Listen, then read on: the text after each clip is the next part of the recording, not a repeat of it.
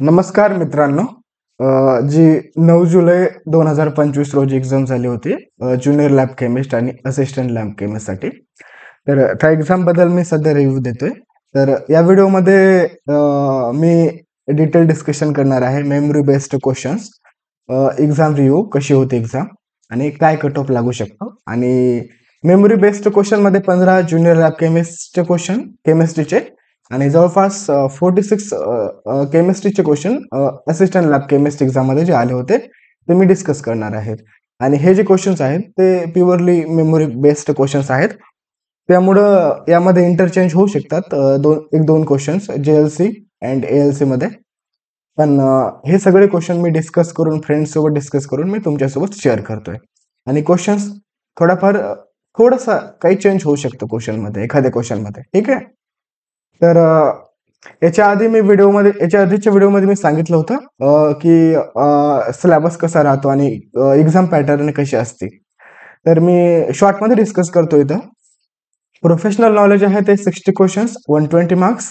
नंतर Marathi 10 marks 10 question, English 10 question 10 marks, reasoning 20-20 आणि quantity ऑप्टिट्यूड 20-20. म्हणजे काय माहिती का, जी केमिस्ट्री आहे ती एक क्वेश्चन 2 मार्क्ससाठी, म्हणजे 60 चे 120 मार्क्स. ठीक आहे. 180 पैकी 120 मार्क्स कशाचे आहेत? केमिस्ट्रीचे आहेत. नंतर मराठी, इंग्लिश किंवा रिझनिंग क्वांटिटेटिव्ह मध्ये फक्त एक क्वेश्चन एका मार्क्ससाठी. म्हणजे टोटल किती? 60 क्वेश्चन 120 केमिस्ट्रीचे, 60 क्वेश्चन 60 मार्क्स कोणाचे आहेत? हे बाकीचे आहेत. ठीक आहे. आणि 2 hours एक्झाम होते आणि फक्त मराठी ही मराठीमध्ये होते, बाकी टोटल इंग्लिशमध्ये होतं पेपर. तर आता एक्झाम कशी होती? तर ज्युनियर केमिस्टची जर एक्झाम आपण बघितली तर काय आहे की याच्यामध्ये पूर्ण जे क्वेश्चन होते ते केमिस्ट्रीचे NCERT बेस्ड होते. आणि जर तुम्ही नीटचे जरी प्रिव्हियस केले असतील त्याच्यापेक्षा सोपे होते क्वेश्चन. डायरेक्टली इंट्रोडक्शन बेस्ड असल्यासारखे, रिमेंबर करायसारखे. पण याच्यामध्ये कुठलंही कॅल्क्युलेशन त्याने दिलं नव्हतं. डायरेक्ट फॉर्म्युला असेल किंवा एखादी रिएक्शन असेल, ऍसिड बेस असेल, तसं दिलं होतं. आणि मराठी, इंग्लिश, रिझनिंग तर सोपं होतं. आपण पुढे डिस्कस करणार आहोत. आणि असिस्टंट केमिस्टचा जर विचार केला तर याच्यामध्ये जी काही एक्झाम होती ती थोडीशी टफ नाही म्हणता येणार, इजीच होती.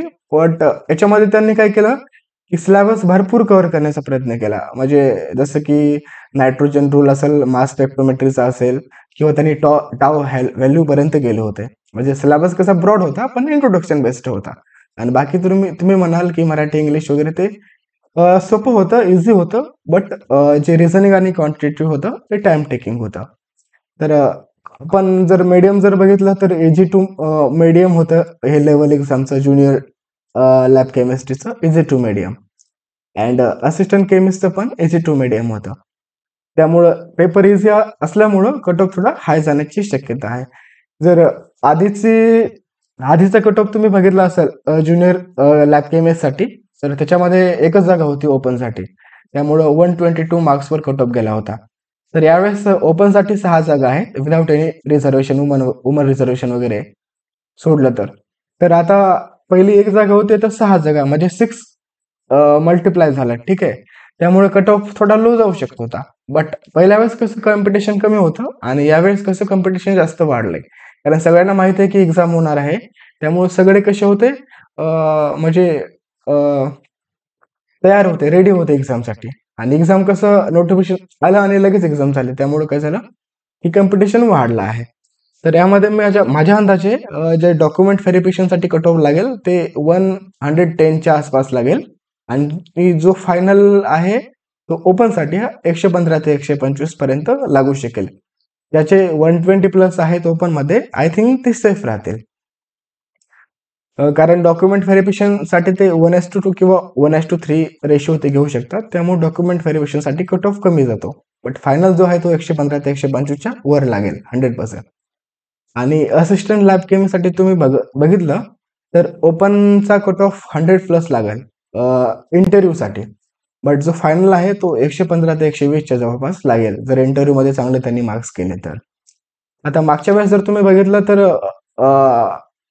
जागा कमी होत्या, जवळपास असिस्टंट केमिस्टच्या 5 ते 6 जागा होत्या. यावेळेस ओपनसाठी 12 आहेत विदाउट एनी वुमन रिझर्वेशन.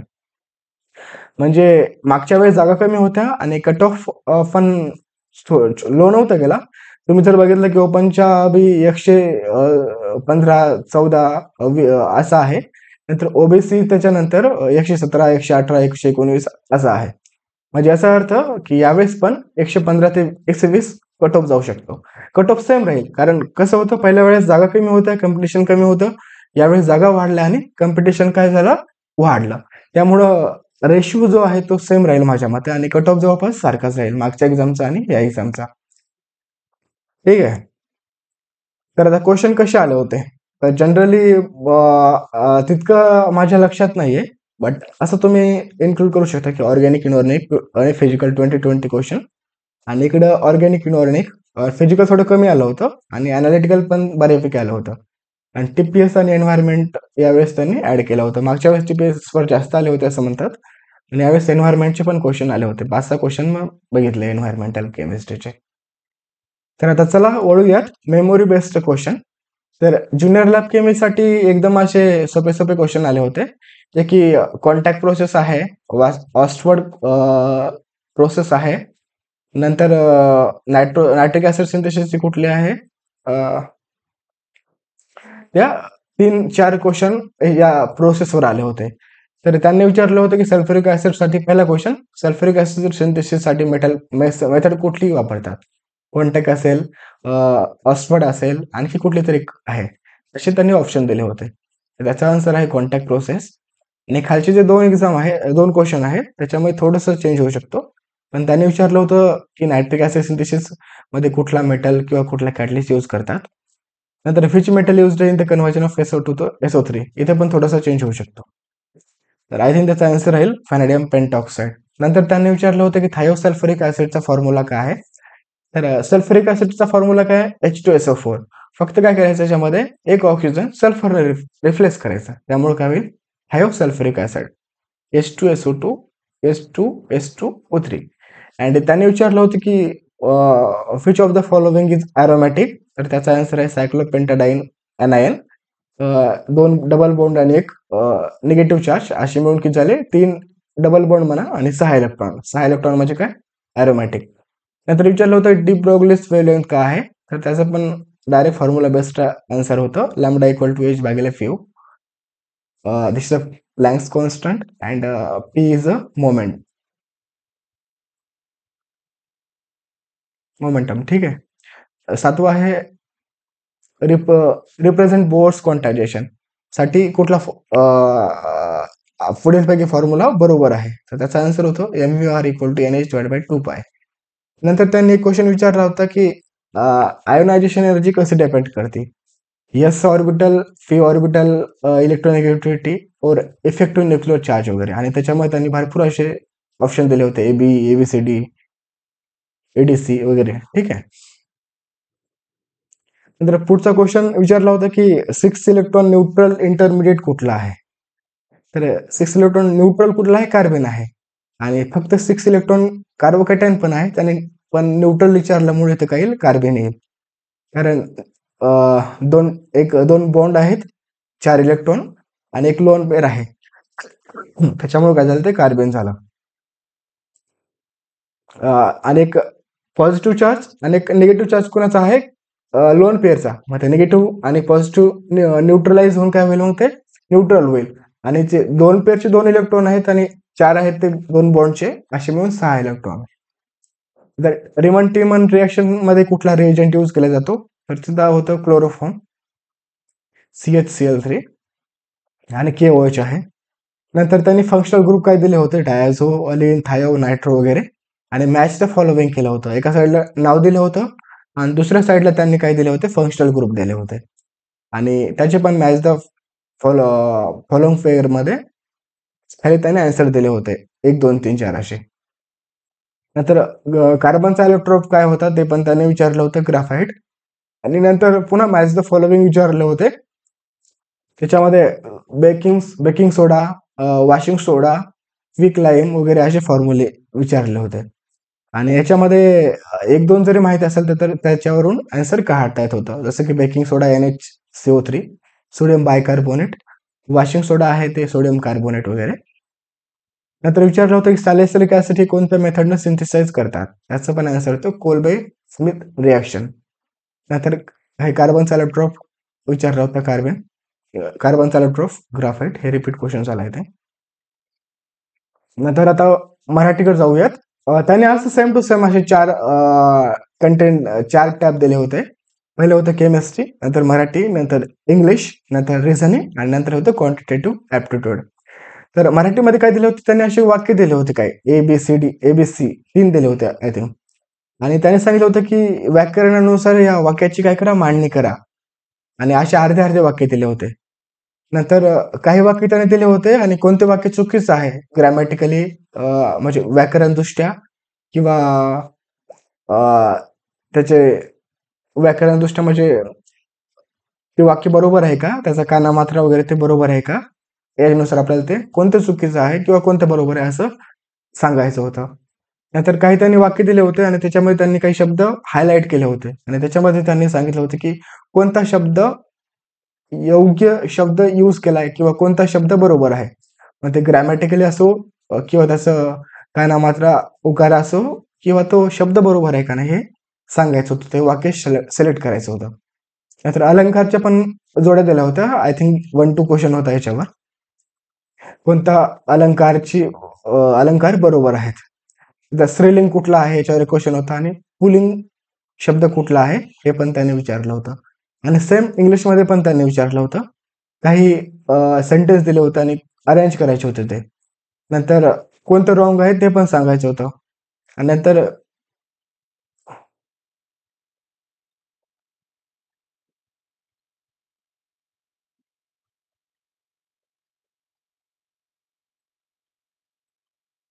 नंतर त्यांनी याच्यामध्ये पण काही वर्ड्स हायलाइट केले होते आणि कोणता बरोबर आहे ते पण विचारलं होतं. आणि सिनोनिम्स 1-2 मार्कला विचारलं होतं मार्कसाठी. त्याचं रिझनिंग जर बघितलं तर सिटिंग अरेंजमेंटवर त्यांनी भरपूर जोर दिला होता. सिटिंग अरेंजमेंटमध्ये पण भरपूर क्वेश्चन होते. एक पॅराग्राफ दिला होता आणि त्याच्यामध्ये 1, 2, 3, 4 असे क्वेश्चन दिले होते. एकदा का तुम्ही ती अरेंजमेंट केली तर मग काय एका मिनिटात तुम्ही बाकीचे सेकंदामध्ये काही ते उत्तरं टिक करू शकला असता. नंतर डाटा दिला होता त्यांनी की A is doctor, A is live in Bhopal, A is live in Delhi, B is surname is Sharma. आणि त्यानुसार आपल्याला मग टेबल बनवून मग त्यांनी क्वेश्चन विचारले होते. त्यांनी असं दिली होती माहिती, त्याच्या आधारावर आपल्याला टेबल बनवायचा होता आणि नंतर ते सॉल्व्ह करायचा होता. फॉर एक्झाम्पल असा टेबल बनवून मग ते विचारणार की मग डॉक्टर कोण आहे, भोपाळमध्ये कोण राहतो, असे पण त्यांनी एक डाटा दिला होता आणि त्याच्यावर 3-4 क्वेश्चन विचारले होते. आणि नंतर त्यांनी एक अशी सिरीज दिली होती, याला काय म्हणतात तेवढं माहिती नाही, जसं की AB@5H असं दिलं होतं. आणि त्यांनी मग क्वेश्चन विचारले होते याच्यावर 2-3 क्वेश्चन की असे कुठले अल्फाबेट आहेत की ते सिम्बॉलने स्टार्ट होतात आणि नंबरनं एंड होतात, किंवा असा कुठला अल्फाबेट आहे की तो राईट साईडनं 4th आहे, 5th आहे, 8th आहे, 9th आहे असं. तर असे काही त्याने दिले होते चौथ्या क्वेश्चन मध्ये. चौथा, A=B, C=D, >= D वगैरे असं काहीतरी त्यांनी दिलं होतं. आणि त्याच्यावरून मग त्यांनी विचारलं होतं की पुढीलपैकी कुठलं बरोबर आहे, जसं K D, A D. आणि याच्यावर पण त्यांनी पहिला डाटा दिला असा, नंतर 1-2 क्वेश्चन विचारले होते. क्वांटिटेटिव्ह ऍप्टिट्यूड पण सोपं होतं, पण थोडंसं टाइम टेकिंग होतं. रिझनिंग पण टाइम टेकिंग होतं. कारण ते कसं, एकदा जर तुम्ही ते सेटिंग अरेंजमेंट करू शकला किंवा त्या डाटाचा टेबल बनवू शकला तर ठीक आहे.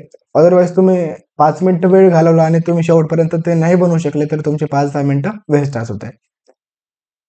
त्यामुळं भरपूर लोकांचा याच्यामध्ये टाइम गेलाय. नंतर आहे क्वांटिटेटिव्ह ऍप्टिट्यूड. याच्यामध्ये बोर्ड मासवर त्यांनी सोपे सोपे कॅल्क्युलेशन दिले होते. 5-6 क्वेश्चन त्याच्यावर होते आय थिंक, आणि एकदम सोपे होते. गुणाकार, भागाकार. एजचा एक क्वेश्चन होता, पर्सेंटेजचा एक क्वेश्चन होता, रेशोचा एक क्वेश्चन होता, सिंपल इंटरेस्टवर एक क्वेश्चन होता, सिम्पलेस्ट इंटरेस्ट त्यांनी दिलं होतं आणि कंपाऊंड इंटरेस्ट त्यांनी काढायला सांगितलं होतं. आणि स्पीड अँड डिस्टन्सवर पण एक क्वेश्चन होता. एजवर त्यांनी डायरेक्टली असं नव्हतं विचारलं, फक्त विचारलं होतं की दोघांचा एजचा डिफरन्स इतका आहे तर दुसऱ्याचा किती, असं काहीतरी विचारलं होतं. ठीक आहे, बट या सिलेबस मधून त्यांनी क्वेश्चन विचारले होते. बट मोस्टली त्यांनी जवळपास अर्ध क्वांटिटेटिव्ह ऍप्टिट्यूड जे आहे ते बोर्ड मास कॅल्क्युलेशनवर त्यांनी दिलं होतं. आता वळूयात आपण असिस्टंट लॅब केमिस्ट कर. तर याच्यामध्ये मी शॉर्ट मध्ये घेतोय, फास्ट घेतो थोडंसं कारण व्हिडिओ खूप मोठा होईल. तर याची पण लेवल मी वरती फर्स्ट सेकंड स्लाइड मध्ये डिस्कस केली. तर याच्यामध्ये डायरेक्ट मी क्वेश्चन घेतो आणि जवळपास 46 क्वेश्चन जे काही मेमरी बेस्ड आहेत ते मी शेअर करतो. याच्यामध्ये काही थोडंफार इकडे तिकडे थोडंसं चेंज होऊ शकते काही 2 क्वेश्चन मध्ये, बट हे मेमरी बेस्ड असल्यामुळं तुम्ही हे समजू शकता. तर याच्यामध्ये आलं होतं मॅच द फॉलोविंग. याच्यामध्ये काही त्यांनी ऑक्साईड दिले होते आणि कुठला एम्पोटेरिक आहे, कुठला बेसिक आहे वगैरे असं विचारलं होतं. जसं की Al2O3 एम्पोटेरिक आहे, COO बेसिक आहे. असं 1-2 जरी तुम्हाला माहित असतील तर त्याच्यावरून तुम्ही ते क्वेश्चन इझिली सॉल्व्ह करू शकला असता. नंतर विचारलं होतं स्पॅलेशन प्रोसेस म्हणजे काय असतं. हा न्यूक्लिअर केमिस्ट्रीचा क्वेश्चन आहे. त्याच्यामध्ये emission of particle from the nucleus त्याचा आन्सर होतो आणि त्यांनी तिथे एक ऑप्शन दिला होता की emission of breaking of various breaking of nucleus into various atoms.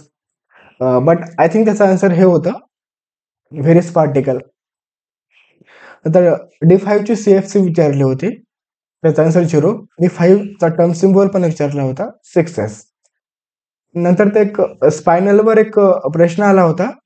त्याच्यामध्ये त्यांनी विचारलं होतं की पुढीलपैकी कुठलं बरोबर आहे. तर हे थोडासा डिफिकल्ट त्यांनी करून ठेवला होता.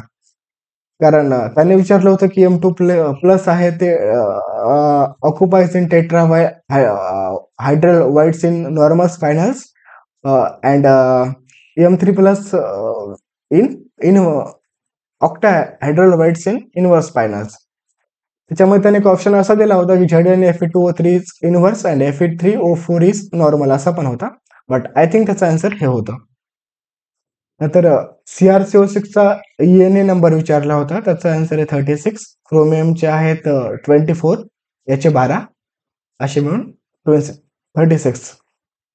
नंतर हेट्रोजिनस कॅटलिस्टचे त्यांनी काही रिॲक्शन दिल्या होत्या आणि त्या रिॲक्शन मध्ये पुढीलपैकी कुठला हेट्रोजिनस कॅटलिस्टचं एक्झाम्पल आहे त्यांनी ते असं विचारलं होतं.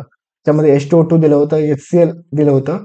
हे कसे आहेत सॉल्युबल होणार आहेत, होमोजिनियस आहेत. बट प्लॅटिनम काय आहे, ह्याच्यावर हायड्रोजनचं किंवा जे काही रिॲक्टंटचं आहे त्याचं ऍडसॉर्प्शन होतं आणि ऍडसॉर्प्शन ज्याच्यावर होतं किंवा डिफरंट फेज असते त्याला आपण काय म्हणतो हेट्रोजिनियस कॅटलिस्ट. तर प्लॅटिनम काय आहे, एक सॉलिड आहे आणि होणारा गॅस काय ऍडसॉर्ब होणारा गॅस ऍडसॉर्ब गॅस तो काय गॅस आहे. म्हणजे काय झालं गॅस आणि सॉलिड डिफरंट फेज म्हणून काय झालं हेट्रोजिनियस एक्झाम्पल हे झालं. नंतर फर्स्ट सँडविच कंपाऊंड कुठला आहे त्याने असं विचारलं होतं. त्याचा आन्सर होता फेरोसेन. नंतर हेप्टॅसिटी विचारली होती सायक्लोहेप्टॅट्राईनची, जे की आपण प्रोपोलियन आयन असं म्हणतो आपण त्याला. तर त्याचा आय थिंक आन्सर होता हेप्टॅटो 7 असते आणि ते ऍडजस्ट होऊ शकते 3-5 वगैरे. 1 tesla equal to how many gauss, तर त्याचा आन्सर होता 10,000 गॉस. नंतर विचारलं होतं ग्राफॅटची ग्राफॅटिक प्रॉपर्टीज वर एक क्वेश्चन विचारला होता. त्याने खाली ऑप्शन दिले होते आणि कुठला ऑप्शन बरोबर आहे जसं की ABCD असं विचारलं होतं किंवा आय थिंक रॉंग विचारलं होतं.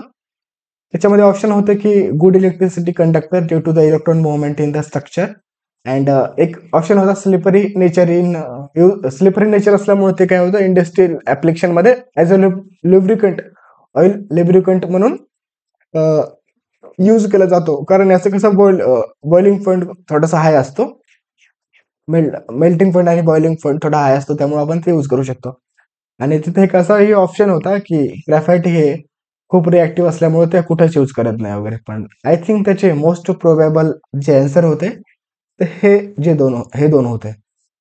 नंतर विचारलं होतं मॅच द फॉलोविंग पेअर्स. याच्यामध्ये H2O2 परऑक्साईड आहे, Na2O आहे किंवा मॅग्नेशियम ऑक्साईड वगैरे असे होते.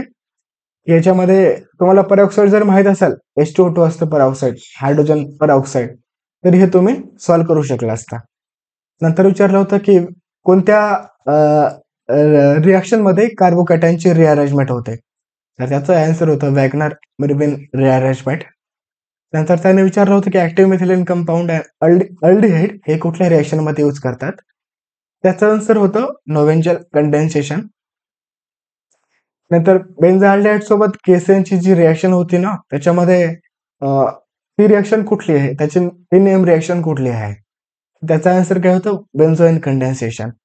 नंतर विचारलं होतं की हॉफमॅन ब्रोमाइड हॉफमॅन रिअरेंजमेंट याच्यामध्ये याच्या रिलेटेड फॉलोविंग ऑप्शन पैकी कुठला बरोबर आहे.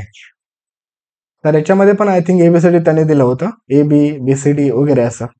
तर त्याच्यामध्ये 2 ऑप्शन होते. एक आहे की त्याचा आन्सर बरोबर जे होतं ते 1 carbon is less in product and formation of sodium sodium carbonate as a by product. आणि त्याने एक असाही ऑप्शन दिला होता की ज्याच्यामध्ये ते म्हणाले होते की अमाइन हा प्रोडक्ट बनतो आणि अमोनियाचं इमिशन होतं. तर अमोनियाचं इमिशन होत नाही, फक्त काय होतंय, अमाइन बनतं, प्रायमरी अमाइन.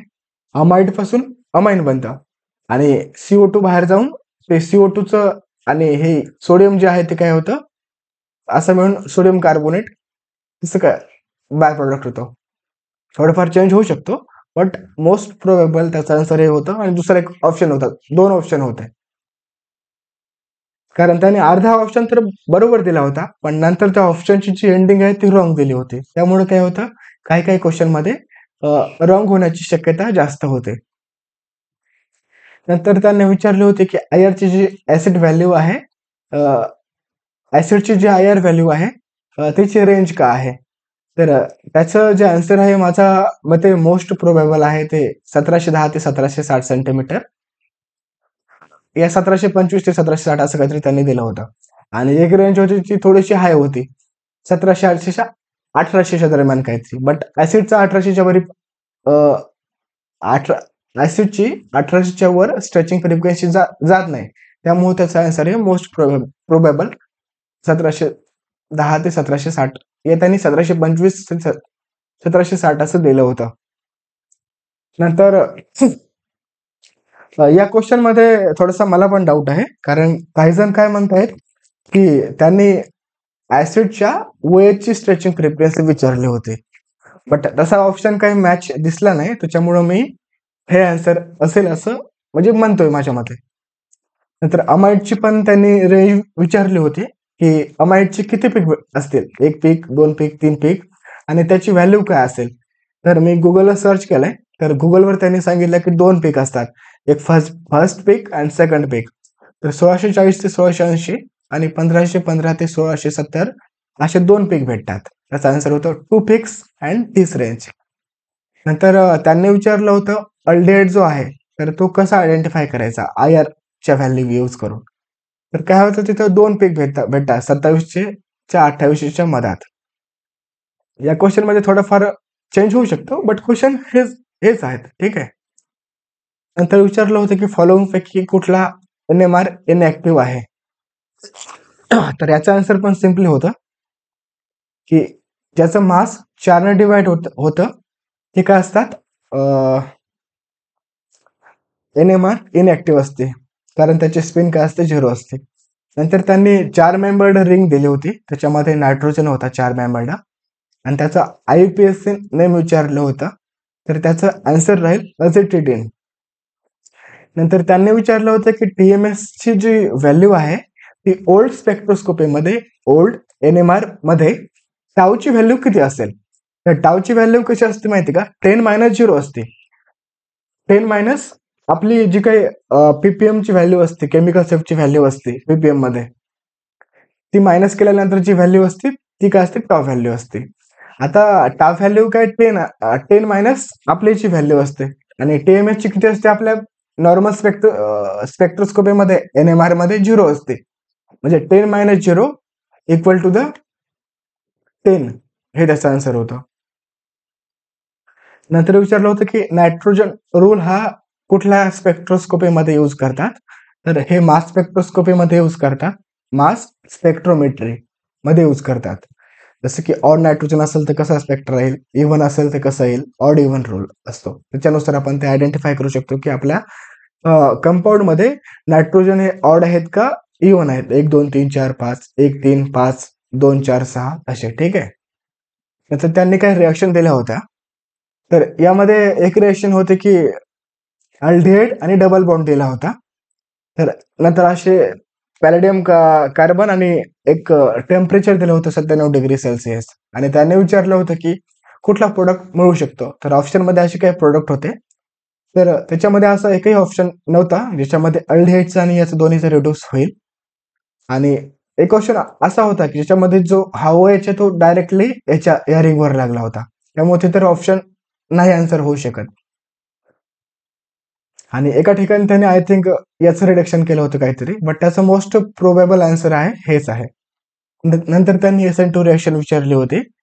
अल्कोहोल दिला होता सेकंडरी अल्कोहोल आणि विचारलं होतं की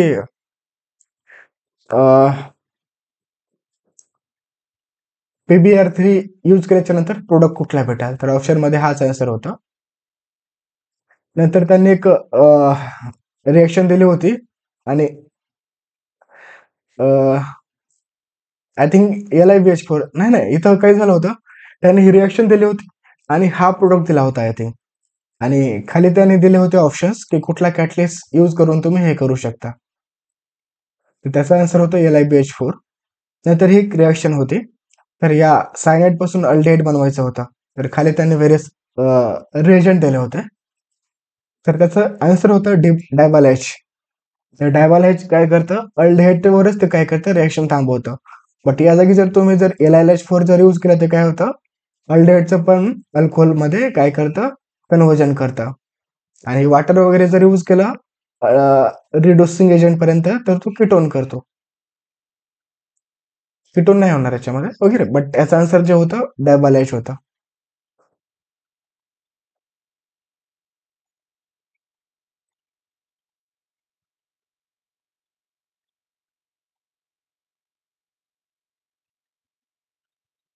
याच्यामध्ये मी एक क्वेश्चन ऍड करतो. ग्रीक नार रेजंटवर पण त्याने विचारला होता 48 नंबरचा. हा तर तिकडे येईल, बट आता मी डायरेक्टली ऍड करतो. फॉर्मिक ऍसिड,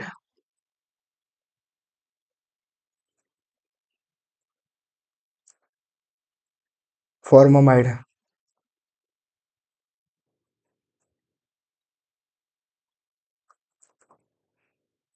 प्लस RMGPR असा दिला होता. त्याचा आन्सर होतं प्रायमरी अल्कोहोल.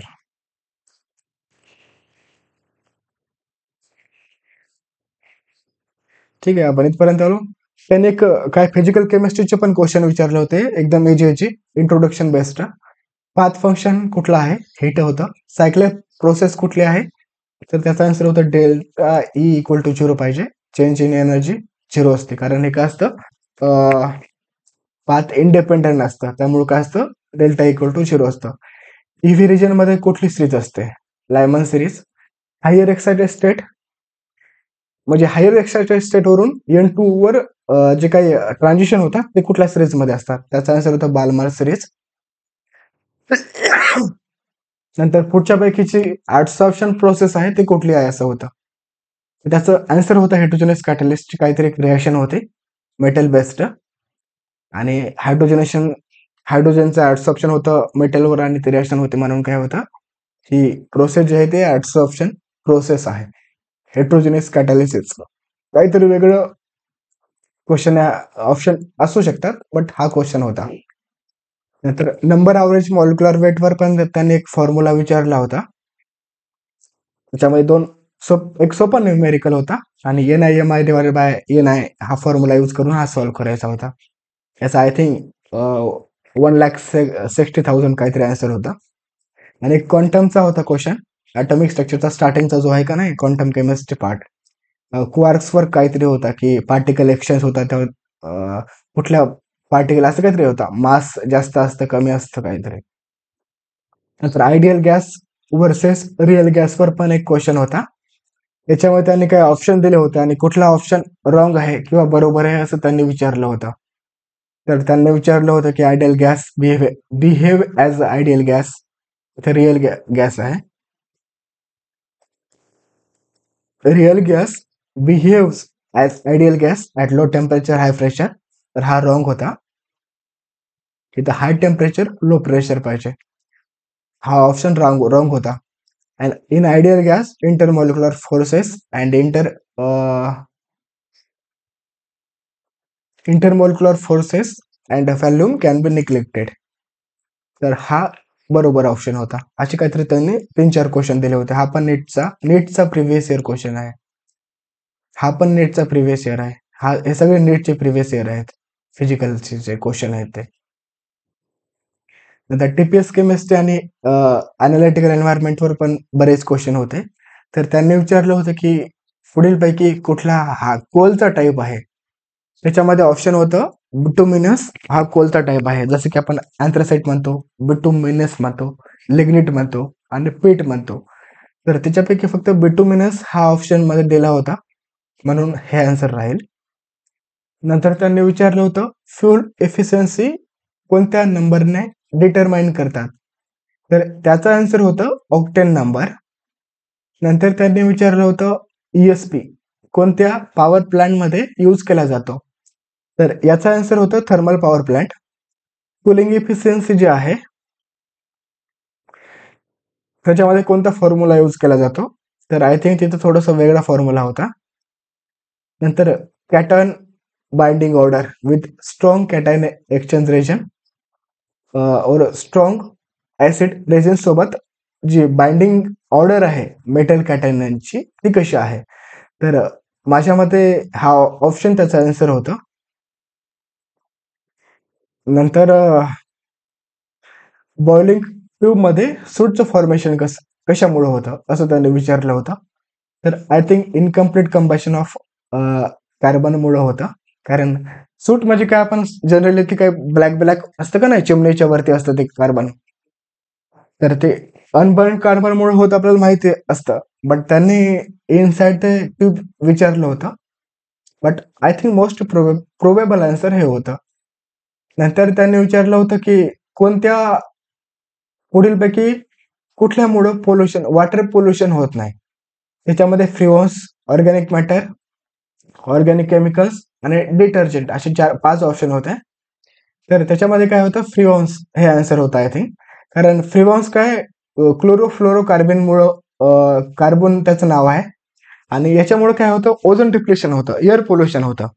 पण वॉटर सोबत वॉटरमध्ये काय ते रिॲक्टिव्ह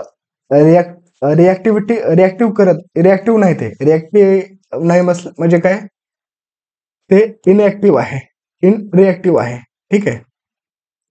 नंतर रेफ्रिजरेटर जे आहेत त्याच्यामधून कुठला गॅस रिलीज होतो, त्याचा पण आन्सर होतो क्लोरोफ्लोरोकार्बन. नंतर HPLC आणि GC वर पण 3 ते 4 क्वेश्चन होते. 4 क्वेश्चन होते. GC वर 3 होते आणि HPLC वर 1 होता. HPLC कोणत्या प्रिन्सिपलवर वर्क करते असं त्यांनी विचारलं होतं. त्याचं आन्सर होतं interaction of solute with stationary mobile phase. GC वर पण 3 क्वेश्चन होते की GC कोणत्या प्रिन्सिपलवर सेपरेट करते मॉलिक्युल. तर त्याचं आन्सर काय होतं, बॉइलिंग पॉइंट. तर त्याच्यामध्ये असाही एक ऑप्शन होता, त्याच्यामध्ये त्यांनी सांगितलं होतं की टेम्परेचर अँड प्रेशर कंट्रोल करून आपण त्याचं सेपरेशन करू शकतो. बट याच्यामध्ये काय असतं माहिती का, जे बॉइलिंग पॉईंटनुसार त्याचं जे काही रिटेन्शन टाइम आहे, म्हणजे पहिला कुठला येईल आणि नंतर कुठला येईल हे आपण ठरवतो. आणि आपण जर त्याचं प्रेशर वगैरे टेम्परेचर वगैरे जर चेंज केलं तर ते काय होतं की ते त्याचा रिटेन्शन टाइम करू शकतो चेंज. जसं की 5 मिनिटावर पहिले पीक यायचे, नंतर 7 वर येतील, किंवा पहिले 15 मिनिटावर यायचे, आता 5 मिनिटावर आपण आणू शकतो. बट पहिला कुठला आणि दुसरा कुठला ते कशावर डिपेंड असतं, बॉइलिंग पॉइंट आणि जी काही स्टेशनरी फेजची जी काही पोलॅरिटी त्याच्यावर डिपेंड असतं. बट स्टेशनरी फेजच्या पोलॅरिटीवर त्यांनी कुठेही मेन्शन नव्हतं केलं, म्हणून त्याचा आन्सर काही राहील, बॉइलिंग पॉइंट राहील. तर पुन्हा त्यांनी विचारलं होतं की इनट ॲटमॉस्फिअर म्हणून कुठले गॅस यूज करतात. तर त्याचा आन्सर आहे हेच आहे, हेलियम, नायट्रोजन आणि आर्गॉन. तर मी जेव्हा गुगलवर सर्च केलं तेव्हा तिथं त्यांनी सांगितलं की आर्गॉन हा थोडा डेन्स असतो, त्याच्यामुळं आर्गॉन यूज करत नाहीत जनरली. हायड्रोजन हा हेलियम सारखाच आहे, त्याच्यामुळे यूज करतात. बट आय थिंक त्यांनी इनट ॲटमॉस्फिअर असं सांगितलं होतं. आणि आमच्या इथं पण एक GC आहे, त्याच्यामध्ये आम्ही आर्गॉन यूज करतो, नायट्रोजन पण यूज करतो आणि हेलियम पण यूज करतो. त्याच्यामुळं माझ्या मते हेच त्याचा आन्सर राहील. नंतर जीसी मध्ये कुठलं डिटेक्टर यूज करत नाहीत. त्याच्यामध्ये NMR विचारलं होतं, फॉरियर ट्रान्सफॉर्म विचारलं होतं, इलेक्ट्रॉन कॅप्चर विचारलं होतं, थर्मोकपल्ड आणि FID. तर याच्यामध्ये सगळे डिटेक्टर यूज करतात, बट NMR अँड FTIR कुठे मी ऐकलं नाही. बट FTIR तर नॉर्मल आहे, छोटंसं इन्स्ट्रुमेंट असल्यामुळे ते कुठं पण ऍडजस्ट करू शकतो. बट NMR हे काय असतं, हाय मॅग्नेटिक फील्ड वाला असतं, त्याच्यामुळे हे हँडल करणं खूप अवघड आहे. त्याच्यामुळं माझ्या मते मोस्ट प्रोबेबल आन्सर हेच राहील, NMR. नंतर त्यांनी विचारलं होतं की फॉर्मॅमाइड सोबत ग्रिग्नार्ड रिएजंटची रिॲक्शन केली तर आन्सर काय होईल. तर त्याचा आन्सर काय होईल, प्रायमरी अल्कोहोल होईल. कारण काय असतं, HCOH वर RMgBr टाकला तर काय होईल, R अटॅक करेल त्या कार्बोनिलवर आणि RCS2 आणि OH असं त्याचा आन्सर होईल. ठीक आहे. तर हे झाले 48 क्वेश्चन. आणि आणखी एक क्वेश्चन होता 49 वाला. त्याच्यामध्ये त्यांनी सांगितलं होतं की थर्मल पॉवर प्लांट मध्ये जे की इमिशन गॅसेस आहेत ते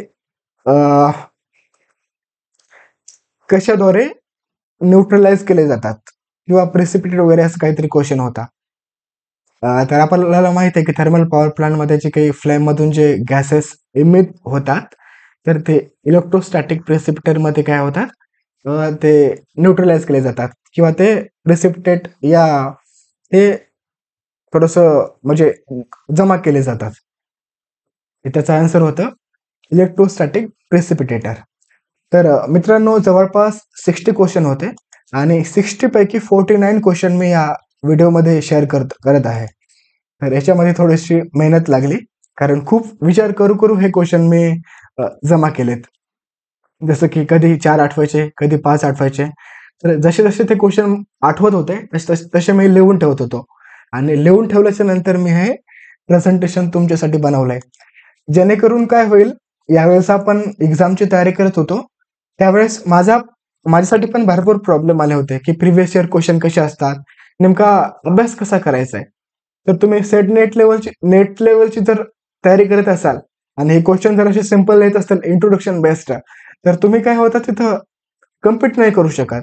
त्यामुळे जर एकदा जर एक्झामचा लेवल कळाला की एक्झाम कशी असते, क्वेश्चन कसे असतात, तर त्यानुसार आपण काय करतो, स्टडी करतो.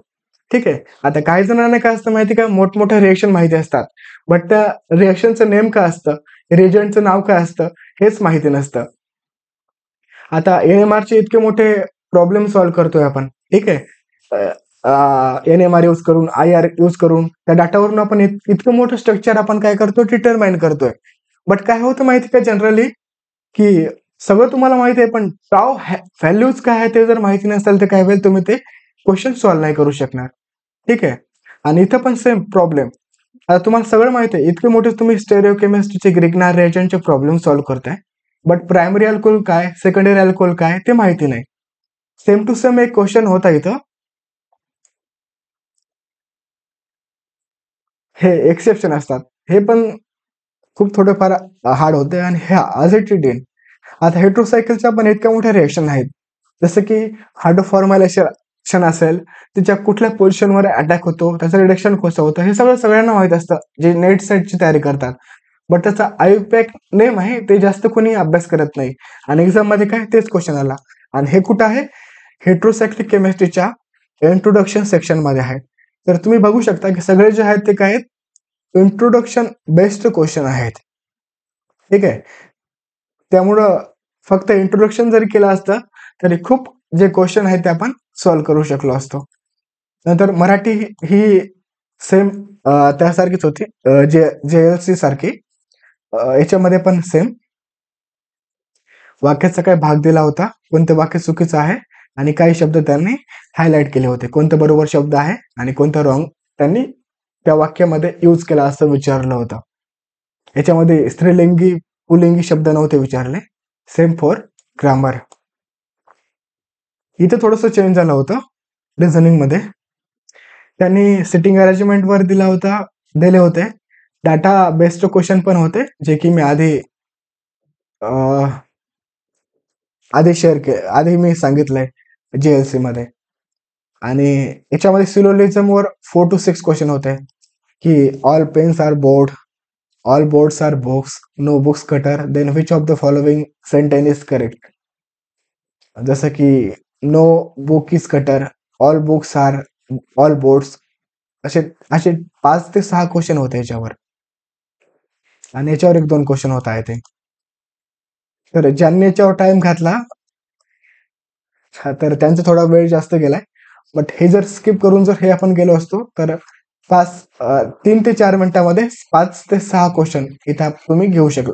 5 ते 6 मार्क्स तुम्ही घेऊ शकला असता. ऍप्टिट्यूड पण थोडस चेंज झालं होतं. याच्यामध्ये मोस्टली त्यांनी जे काही सिरीज आहे, नंबर सिरीज आहे, जसे की 25, 50, 67, हे क्वेश्चन नाही, मी फक्त इन जनरल सांगतोय. आणि असं त्यांनी सांगितलं होतं क्वेश्चन मार्क काय असेल. तर याच्यावर जवळपास 8 ते 12 क्वेश्चन होते फक्त नंबर सिरीजवर. नंतर एजवर एक, पर्सेंटेजवर, रेशिओवर, सिम्पल इंटरेस्टवर. त्यांनी एजवर काय केलं होतं की आता ए आणि बीचा रेशिओ 7:11 आहे. 3 वर्षानंतर त्याचा रेशो 5 ते 7 झाला. तर 10 वर्षानंतर त्यांचं एज किती असेल, एचं एज किती असेल. त्याचं आय थिंक आन्सर होतं 36 या 21 काहीतरी होतं. नंतर पर्सेंटेजवर एक, रेशिओवर एक क्वेश्चन होता. सिंपल एकदम इंट्रोडक्शन बेस्ड क्वेश्चन होता. सिंपल इंटरेस्ट दिला होता आणि कॅल्क्युलेट कंपाऊंड इंटरेस्ट त्यांनी सांगितला होता. पहिल्यावरून रेट काढायचा होता आणि ते रेट यूज करून हे काढायचं होतं. सिंपल इंटरेस्ट 3 इयरचा होता आणि कंपाऊंड इंटरेस्ट हा 2 इयरचा काढायचा होता. नंतर ट्रेनचा पण एक प्रॉब्लेम होता. पहिलं ट्रेनची लेंथ काढायची होती एका स्टेशनरी पोलवरून, आणि नंतर दुसऱ्या ट्रेनची लेंथ काढायची होती या डाटावरून, कारण याच्यामध्ये सगळा डाटा दिलेला होता.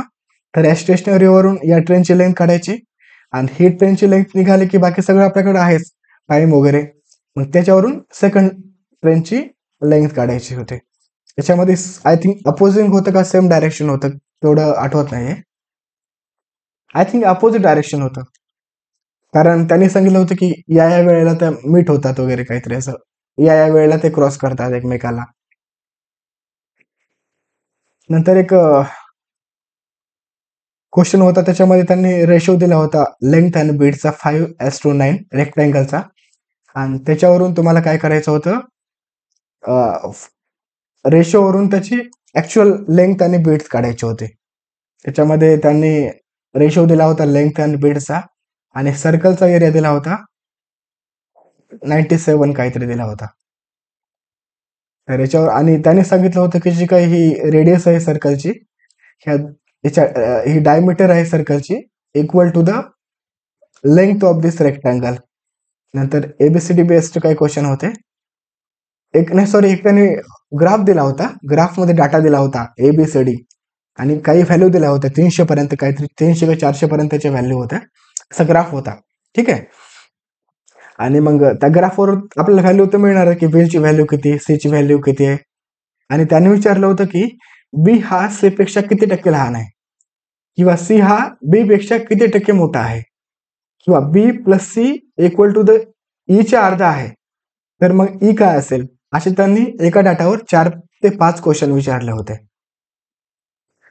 तर थँक्यू मित्रांनो.